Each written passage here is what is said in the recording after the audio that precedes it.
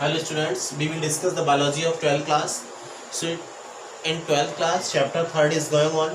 In chapter 3rd, we were teaching you about the ovaries, female reproductive system. In female reproductive system, we were teaching you about the ovaries. Female reproductive system जो है ना बहुत सारे organ से मिलकर consist होता है, जिसमें फर्स्ट था ओवरीज. ओवरीज के बारे में मैंने आपको बताया था. जितना मैंने ओवरीज के बारे में पढ़ा दिया उसके आगे से देखिए. ओवरीज में एक स्ट्रक्चर बनती है स्ट्रोमा. स्ट्रोमा तक पढ़ाया था. अब क्या, stroma is divided into two zones. Stroma जो है वो टू जोन्स, दो क्षेत्रों में बट जाता है, दो भागों में बट जाता है. Two zones. अब first is called a peripheral cortex, जिस फर्स्ट पार्ट को पेरिफेरल कॉर्टेक्स बोलते हैं. And second is called the, and inner part जो होता है that is called the medulla. Medulla, ठीक है. Means that stroma is divided into two zones. Stroma two zones में डिवाइड होता है. First zone is called the peripheral cortex and second zone is an inner medulla. So this is the ovaries. Now oviduct. Now we will discuss about the oviduct. Oviduct is also said to be fallopian tube. Oviduct को fallopian tube भी बोलते हैं. Oviduct को fallopian tube भी कहा जाता है. देखिए, the oviducts, uterus and vagina constitute the female accessory ducts. ये सारी क्या है? एसेसरी डक्ट हैं. ओविडक्ट्स, यूटेरस एंड वेजाइना, ये सारी क्या है? As female accessory duct. Female accessory duct, female की सहायक ग्रंथियां बोलते हैं. एसेसरी मीन्स सहायक ग्रंथियां. Each of fallopian tube is about 10 to 12 centimeter long. Now we will discuss about the length of the fallopian tube.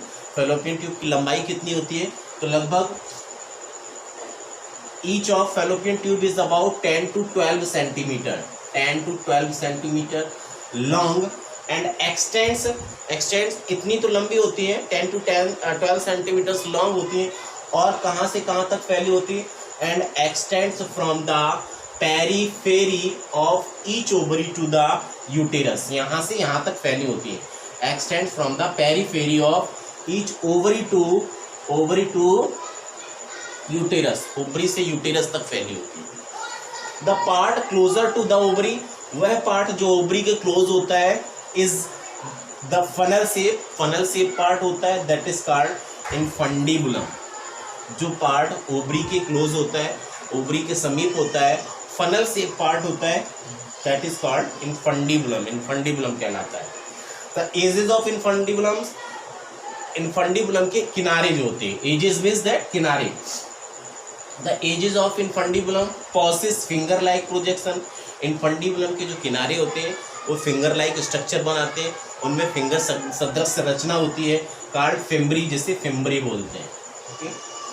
Infundibulum के जो edges होते हैं, फिंगर लाइक स्ट्रक्चर्स होती हैं, that is called the fimbriae. अब इसका काम क्या होता है? Which help in collection of the ovum after ovulation. ये क्या करते हैं? Help in collection of the ovum. Ovum का कलेक्शन करते हैं ओव्यूलेशन के बाद में. After ovulation they collect ovum. Okay. तो दिस इज द ओविडक्ट, जिसमें आपने बताया ओविडक्ट को फैलोपियन ट्यूब भी बोलते हैं.